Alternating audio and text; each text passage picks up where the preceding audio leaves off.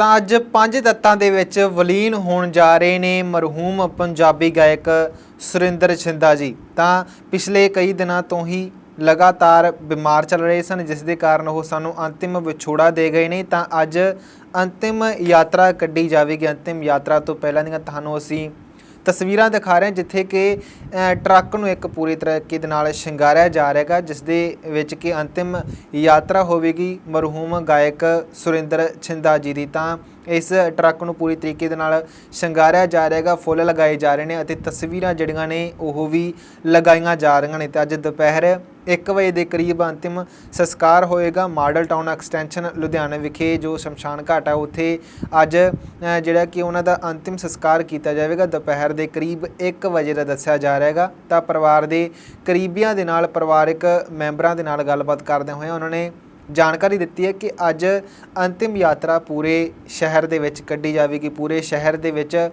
ਅੰਤਿਮ ਯਾਤਰਾ ਲੈ ਕੇ ਜਾਏਗੀ ਤਾਂ ਜੋ ਜਿਹੜੇ ਲੋਕ ਨੇ ਉਹਨਾਂ ਨੂੰ ਚਹੇਤੇ, ਉਹਨਾਂ ਨੂੰ ਪਿਆਰ ਕਰਨ ਵਾਲੇ ਨੇ, ਉਹਨਾਂ ਦੇ ਆਖਰੀ ਦਰਸ਼ਨ ਜਿਹੜੇ ਨੇ ਉਹ ਕਰ ਸਕਣ। ਤਾਂ ਅੱਜ ਉਹਨਾਂ ਦੀ ਅੰਤਿਮ ਯਾਤਰਾ ਕੱਢੀ ਜਾਏਗੀ, ਤਾਂ ਜਿਸ ਤੋਂ ਬਾਅਦ ਕਿ ਦੁਪਹਿਰ ਦੇ 1 ਵਜੇ ਮਾਡਲ ਟਾਊਨ ਐਕਸਟੈਂਸ਼ਨ ਵਿਖੇ ਉਹਨਾਂ ਦਾ ਅੰਤਿਮ ਸੰਸਕਾਰ ਜਿਹੜਾ ਗਾ ਪੂਰੇ ਰਸਮਾਂ ਦੇ ਨਾਲ ਕੀਤਾ ਜਾਵੇਗਾ। ਤਾਂ ਪਿਛਲੇ ਕਈ ਦਿਨਾਂ ਤੋਂ ਹੀ ਬਿਮਾਰ ਚੱਲ ਰਹੇ ਸਨ ਸੁਰਿੰਦਰ ਛਿੰਦਾ ਜੀ ਦੀ। ਤਾਂ ਉਹਨਾਂ ਨੂੰ ਇੱਕ ਇਨਫੈਕਸ਼ਨ ਹੋ ਚੁੱਕੀ ਸੀ, ਤਾਂ ਦੱਸਿਆ ਜਾ ਰਿਹਾ ਹੈਗਾ ਕਿ ਉਹ ਖੁਦ ਹੀ ਹੌਸਪੀਟਲ ਗਏ ਸੀ। ਤਾਂ ਉਸ ਸਮੇਂ ਇੰਨੇ ਤੰਦਰੁਸਤ ਸੀਗੇ ਸੁਰਿੰਦਰ ਛਿੰਦਾ ਜੀ ਕਿ ਆਪਣੇ ਆਪ ਹੀ ਉਹ ਹੌਸਪੀਟਲ ਜਾਂਦੇ ਨੇ ਅਤੇ ਉੱਥੇ ਇੱਕਦਮ ਹੀ ਅਚਾਨਕ ਹੀ ਜਦੋਂ ਇਨਫੈਕਸ਼ਨ ਵਧਣ ਲੱਗ ਜਾਂਦੀ ਗੀ ਤਾਂ ਉਹਨਾਂ ਦੀ ਜਿਹੜੇ ਕੀ ਹੈ ਪੂਰੀ ਬੋਡੀ ਵਰਕ ਕਰਨਾ ਬੰਦ ਕਰ ਦਿੰਦੀ ਹੈ, ਜਿਸ ਤੋਂ ਬਾਅਦ ਕਿ ਉਹ ਸਾਨੂੰ ਸਦੀਵੀਂ ਵਿਛੋੜਾ ਦੇ ਜਾਂਦੇ ਨੇ। ਅਤੇ ਹਾਲਾਂਕਿ ਵਿੱਚ ਖਬਰਾਂ ਇਹ ਵੀ ਆਈਆਂ ਸਨ, ਇਹ ਵੀ ਅਫਵਾਹਾਂ ਉੱਡ ਰਹੀਆਂ ਸਨ ਕਿ ਸੁਰਿੰਦਰ ਛਿੰਦਾ ਜੀ ਜੋ ਸਾਨੂੰ ਅਲਵਿਦਾ ਕਹਿ ਗਏ ਨੇ, ਪਰ ਉਸ ਤੋਂ ਬਾਅਦ ਪਰਿਵਾਰ ਨੇ ਸਮੇਂ ਦੇ ਨਾਲ ਇਹਨਾਂ ਸਾਰੀਆਂ ਅਫਵਾਹਾਂ ਨੂੰ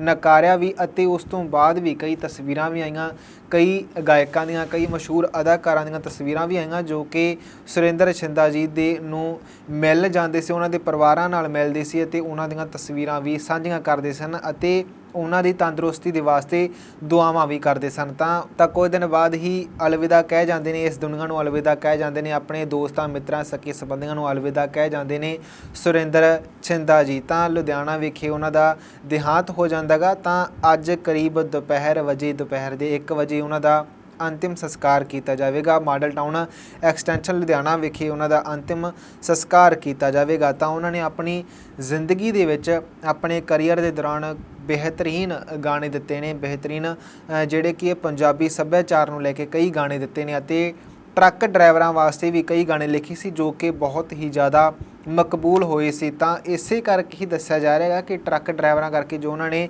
ਗਾਣਾ ਲਿਖਿਆ ਸੀ ਕਿ ਨਵਾਂ ਲੈ ਲਿਆ ਟਰੱਕ ਤੇਰੇ ਯਾਰ ਨੇ, ਤਾਂ ਉਸ ਦੇ ਕਰਕੇ ਹੀ ਉਹਨਾਂ ਦਾ ਇਸ ਗੀਤ ਨੂੰ ਸੰਬੋਧਨ ਹੀ ਉਹਨਾਂ ਦੇ ਟਰੱਕ ਦੇ ਉੱਪਰ ਅੰਤਿਮ ਯਾਤਰਾ ਕੱਢੀ ਜਾਵੇਗੀ ਉਹਨਾਂ ਲੋਕਾਂ ਦੇ ਵਾਸਤੇ ਜਿਨ੍ਹਾਂ ਵਾਸਤੇ ਉਹਨਾਂ ਨੇ ਗਾਣੇ ਗਾਏ, ਜਿਨ੍ਹਾਂ ਵਾਸਤੇ ਉਹਨਾਂ ਨੇ ਆਪਣਾ ਕਰੀਅਰ ਜਿਹੜਾ ਗਾ ਇਸ ਤਰੀਕੇ ਦੇ ਨਾਲ, ਅਤੇ ਲੋਕਾਂ ਨੇ ਵੀ ਉਹਨਾਂ ਨੂੰ ਬਹੁਤ ਜ਼ਿਆਦਾ ਪਿਆਰ ਕੀਤਾ। ਤਾਂ ਸ਼ੁਰੂਆਤੀ ਦੌਰ ਤੋਂ ਲੈ ਕੇ ਹੁਣ ਤੱਕ ਉਹਨਾਂ ਦੇ ਜਿੰਨੇ ਵੀ ਗਾਣੇ ਦਿੱਤੇ ਤਾਂ ਸਾਰੇ ਲੋਕਾਂ ਨੇ ਮਕਬੂਲ ਕੀਤੇ, ਚਾਹੇ ਹੁਣ ਦੀ ਪੀੜ੍ਹੀ ਹੋਵੇ ਚਾਹੇ ਪੁਰਾਣੀ ਪੀੜ੍ਹੀ ਹੋਵੇ, ਸਾਰਿਆਂ ਨੇ ਉਹਨਾਂ ਨੂੰ ਬਿਹਤਰੀਨ ਪਿਆਰ ਦਿੱਤਾ, ਬਹੁਤ ਮਕਬੂਲੀਅਤ ਦਿੱਤੀ ਉਹਨਾਂ ਨੂੰ। ਤਾਂ ਹੁਣ ਵੀ ਉਹਨਾਂ ਦਾ ਦਿਲ ਸੀ ਜਿਹੜੋ ਖੁਸ਼ਨੁਮਾ ਸੀ, ਹਰ ਇੱਕ ਨੂੰ ਖੁਸ਼ ਹੋ ਕੇ ਮਿਲਦੇ ਸਨ। ਤਾਂ ਇਸ ਤਰੀਕੇ ਦੇ ਨਾਲ ਉਹਨਾਂ ਦਾ ਅਲਵਿਦਾ ਕਹਿ ਜਾਣਾ ਸਾਰਿਆਂ ਨੂੰ ਹੀ ਬਹੁਤ ਜ਼ਿਆਦਾ ਦੁਖਦਾਈ ਇਸ ਵਕਤ ਕਸ਼ਟ ਝੱਲਣਾ ਪੈ ਰਿਹਾ। ਤਾਂ ਜਿਹੜੇ ਉਹਨਾਂ ਦੇ ਸਕੇ ਸੰਬੰਧੀ ਸਨ ਤਾਂ ਉਹਨਾਂ ਨੂੰ ਹਾਲੇ ਤੱਕ ਵੀ ਵਿਸ਼ਵਾਸ ਨਹੀਂ ਹੋ ਰਿਹਾ ਕਿ ਕੁਝ ਦਿਨ ਪਹਿਲਾਂ ਹੀ ਉਹ ਸਾਨੂੰ ਮਿਲ ਕੇ ਗਏ ਸਨ ਅਤੇ ਹੁਣ ਉਹ ਅਲਵਿਦਾ ਕਹਿ ਗਏ ਨੇ, ਹੁਣ ਸਾਡੇ ਵਿਚਕਾਰ ਨਹੀਂ ਰਹੇ। ਤਾਂ ਅੱਜ ਪੰਜ ਤੱਤਾਂ ਦੇ ਵਿੱਚ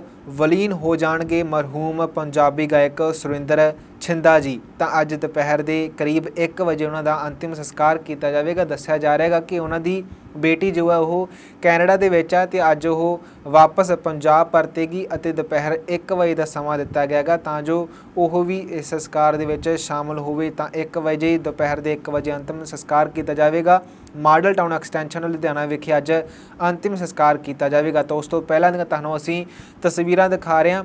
ਅੰਤਿਮ ਯਾਤਰਾ ਕੱਢੀ ਜਾਵੇਗੀ ਅਤੇ ਜਿਸ ਟਰੱਕ ਦੇ ਉੱਪਰ ਉਹਨਾਂ ਨੂੰ ਲਿਜਾਇਆ ਜਾਵੇਗਾ ਉਹ ਵੀ ਟਰੱਕ ਪੂਰੀ ਤਰੀਕੇ ਦੇ ਨਾਲ ਸ਼ਿੰਗਾਰਿਆ ਜਾ ਰਿਹਾ ਹੈਗਾ, ਉਸ ਦੇ ਉੱਪਰ ਫੁੱਲ ਲਗਾਏ ਜਾ ਰਹੇ ਨੇ ਅਤੇ ਤਸਵੀਰਾਂ ਵੀ ਲਗਾਈਆਂ ਜਾ ਰਹੀਆਂ ਨੇ ਅਤੇ ਇਸ ਤੋਂ ਬਾਅਦ ਉਹਨਾਂ ਨੂੰ ਪੂਰੇ ਸ਼ਹਿਰ ਦੇ ਵਿਚਕਾਰ ਦੀ ਗੁਜ਼ਾਰਿਆ ਜਾਏਗਾ ਤਾਂ ਜੋ ਲੋਕ ਉਹਨਾਂ ਦੇ ਅੰਤਿਮ ਦਰਸ਼ਨ ਕਰ ਸਕਣ।